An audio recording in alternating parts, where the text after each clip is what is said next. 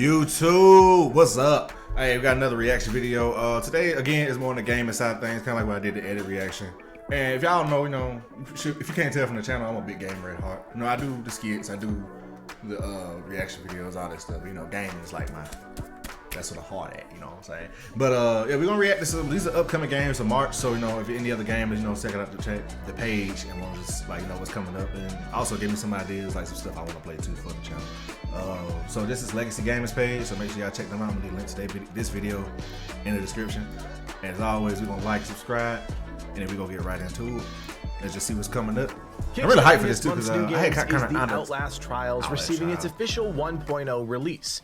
Initially I saw this video in 2023. This co-op horror game has received very positive reviews across the board on PC, and with the 1.0 release, the experience I don't feel like I'm out of touch with games. So the Outlast Trials I was kind of like, only thing I know coming up is like Final Fantasy VII. You're thrown into a Saw-esque scenario, so this either alone or in a party of up to 4. So I can see what's coming up and know what I want to play. Blindly, no matter how gruesome. All that good shit. If you manage to avoid death and complete the trial, you're rewarded with your life and live to run another day.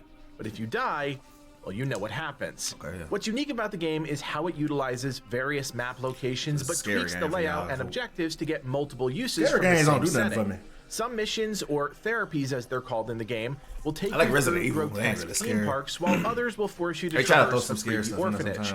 The entire time you're being pursued by some big bad, and these are just as horrific as you'd imagine, and through a combination of stealth, distraction, and the occasional explosion, your aim is to delay them finding and killing you. The game itself is a wild ride, and with it coming to console with full crossplay, it's certainly a game I think a new crowd of players will be excited to check out. I guess not. Alone in the Dark. Sticking with the horror games for a second, how about this next one, Alone in the Dark? When this out? A reimagination of the 90s cult classic experience. Actors David Harbour and Jodie Comer bring their talents to the lead protagonist, and players can choose who to play at any given time. Unlike the Outlast Trials, this horror game is linear and story-driven. Your journey will take you to the deep south in the 1920s and the mysterious Borsetto Manor, a home for the mentally ill, where something dark and otherworldly is said to be lurking. To uncover the history of the manor, and she got a gun, got that Glock, and sometimes fight the evils that are gripping the world. But it's clear to me that there's a balance between puzzles and combat the game is trying to strike. Hopefully, all of that is rooted in some rich storytelling, especially with the likes of Harbour and Comer in leading roles. As always, I will be staying far away from this game because, as you know, I'm a huge chicken. What are those? Over 2 years after its initial release on the PS5, Horizon Forbidden West is finally coming to PC. I never played the second one. I played the first one. Patiently waiting on the sidelines. When I first got my PS5, features the base game as well as the Burning Shores DLC that was released in early 2023. For those of you that don't own a PS5 and haven't kept up with the game since its release, Horizon Forbidden West continues the story of Aloy, a skilled hunter in a post-apocalyptic world overrun by robotic creatures. The adventure takes us to the Forbidden West, a dangerous and mysterious region of America that stretches from Utah to the Pacific Ocean. The game explores new territories filled with exotic landscapes, diverse wildlife, and ancient ruins, all while uncovering the secrets of the Old Ones, the civilization that existed before the world was ravaged by a cataclysmic event. The game features a number of new and enhanced systems, such as underwater exploration, a huge new addition to the experience. Of course, new tools, techniques, and craftables. Some of these enemies in this game as well. And you can't forget the larger-than-life story and combat that made the first game such a huge success. No alligators is one. They be shooting at them eggs. They're talking this up, so I really don't think I have to sell you. So after 2 long years of waiting, consider this just a reminder. Princess Peach got her own game? Cover Switch games on the channel, but Princess Peach Showtime certainly looks and plays like a different kind of Nintendo title. Oh, damn, she takes center stage after the Sparkle Theater becomes overrun when the Wicked Grape and the Sour Bunch first time Peach got her own game. Luigi and Mario, even Bowser, they don't all have their own shit. Even Toad will work together to fend off the invaders and save she's the only one who was missing out. The way I see it, Princess Peach Showtime combines a lot of elements from other Nintendo games, and truth be told, it doesn't look half bad.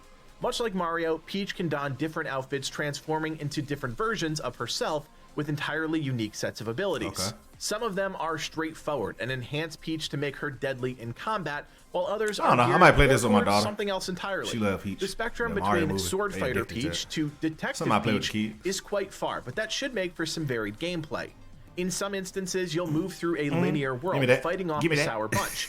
Other times, things slow down, and you'll need to solve environmental puzzles to complete tasks. It's certainly a unique premise, and I think Nintendo is offering something a bit different. Ooh, I cut that out. Here, my bad. Which is always nice to see. Handle something. All right, cool. Peach got our own little game, Dragon's Dogma 2. Let's talk about easily the most anticipated game in the month of March, Dragon's Dogma 2. I think I've heard of this. Over a decade, 10+ years has gone by since the first game was released, and the team at Capcom is finally ready to reveal the next chapter in this epic high fantasy world. What the fuck is that? You play well, he's about to. He had him. Why he had that? Bestowed with powerful abilities. He caught that shit back. Oh, he's still dead. He's still. That's like a mini boss. You'll embark on a single-player quest to uncover the truth behind a mysterious dragon that threatens the land. Dragon's Dogma 2 is an RPG that promises to not hold your hand as you explore a vast open world, complete quests, and progress your character. You'll tap into a vocation, which this kind of reminds me like those Dragon Age games, and lean into a skills-based combat system that will test your ability to fight amongst lately I've been AI getting more into different games anyway. There's so some I really probably interesting he just hit his whole face on the rock. Able to tap into, like the Magic Archer and the Trickster, amongst other more traditional offerings like Fighter and Mage. Ultimately, it'll be up to you to define who you are in a world filled with magic and mayhem. Damn, I ran up the ice. Epic RPGs in 2024, this is the first and possibly the only game that fits that bill, because the developers are tapping into their vast experience creating larger-than-life combat scenarios where anything is possible. I might try this. With the promise of a story-rich, compelling single-player adventure. Got on top of the dragon. That kind of caught my eye. I think Dragon's Dogma 2 is a game everyone should consider checking out. Out the air? On the very same day as Dragon's Dogma 2 is set to release, another impressive-looking RPG is launching. Rise of the Ronin. Yo, Ghost of Tsushima was probably like my favorite game on the PS5. I played that shit to death. So if there's anything like that. Being developed by Team Ninja, the studio that brought us Neo and Ninja Gaiden, Rise of the Ronin looks to be one of the most immersive samurai-inspired games to date. We've seen a string of games over the last few years, and it got assassinations? Oh, yeah. The game is set in Japan during the Bakumatsu period at the end of the 19th century.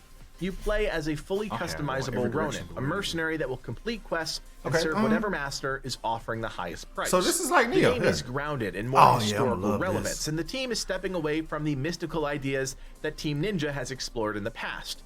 That doesn't mean some interesting ideas won't be explored, especially where combat and traversal are concerned. The game will feature a number of ways for players to get around, including by horse, the Avicula glider, and the grappling hook. All three play a pivotal role in getting around the world, but they also come into the picture where combat is concerned. For the most part, the fighting will be centered around katana action with various stances and an enemy stamina management system, but additional weapons like spears, firearms, and experimental weapons will all be part of the overall combat experience. Like I said, this is an impressive RPG. With Team Ninja at the helm, I have no doubt the action will be challenging yet accessible, and the experience altogether breathtaking. Yeah, this is gonna be South Park. If you're a fan of mindless fun, then this next game, South Park Snow Day, might be for you.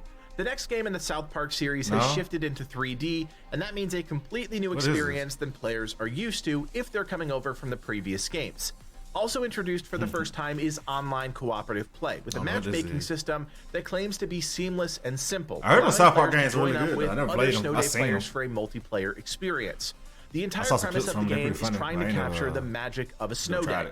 The town is shut down and chaos ensues. Wielding swords, bows, magic, and other special abilities, you'll fight to drive back the elves as they push deeper into your quote-unquote kingdom. If you're a fan of games like Castle Crashers, but also reminisce about a time where games were a bit more simple and straightforward, then South Park Snow Day might be right up your alley. That's an old game, like it's like $2. Warden, you are being called on once again to build a maximum security prison, this time in 3D. That's right, Double 11 is back with Prison Architect 2, the indie game created by a single developer that not only looks intriguing, but damn near impressive. The only title called Outpost Infinity Siege, and it's a wild take on tower defense, first-person shooters, and real-time strategy. I've never seen a game quite like this, and from what I can see, there's going to be absolutely no shortage of action. Give me some, give me something to do. Tell, there's very little in the way of story here. The game looks purely dedicated to the balance between the various genres it's tapping into, and it truly looks like a wild ride. Outposts are loaded with cannons, if y'all want to see the ones I skipped, artillery, just you name it, but that's only part of the equation. You can also call in mechs and other mobilized weapon platforms if I get to take control of them directly. I can do the When none of that works, you'll have to take the fight with the robots yourself in first person, where on-the-fly customized weapons and various call-ins can help turn the tide of battle. Damn. I'll be honest, there's so much happening in this game, and while I think that's a huge selling point, it's also going to be overwhelming to a lot of people. So, Outpost Infinity Siege might not be for everyone, but it's that's kind of like what's the game? Halo Wars. Like it was sometimes there's a lot going on. It's like basically like a tower defense or our army simulator game. So I love Halo Wars. It was like a lot going on at one time, but once you got understanding what was happening in the game, understood the game, they kind of slow roll you into it too. But sometimes it can still overwhelm people. But once you like understand what's happening in the game, even though it's a lot going on your screen, you'll be able to like manage it. So this is kind of the same thing, but you actually get to get out there and shoot. Our 10 most anticipated. Which I think if Halo Wars did, it'd did way better. But that's the end of the video. I gotta cut out that part earlier when I had to answer the door. But yeah, I appreciate you guys for watching. Again, make sure you check out Legacy Gaming's channel. You know what I'm saying? If you want to see the full video, I think I skipped 2 of them, which was Prison Architect 2 and Bulwark Falconeer Chronicles, whatever. There's like building games, whatever. I'm not that interested in. But if you guys like this type of video, more reaction to like games and stuff, and also any games upcoming that you want to see me play or from this list, you know what I'm saying? Just let me know down in the comments below. I'm always open for suggestion. More likely I will play the game, whatever, because I ain't got nothing but time to play this shit. You feel me? But love y'all. I'll catch y'all next video. Peace.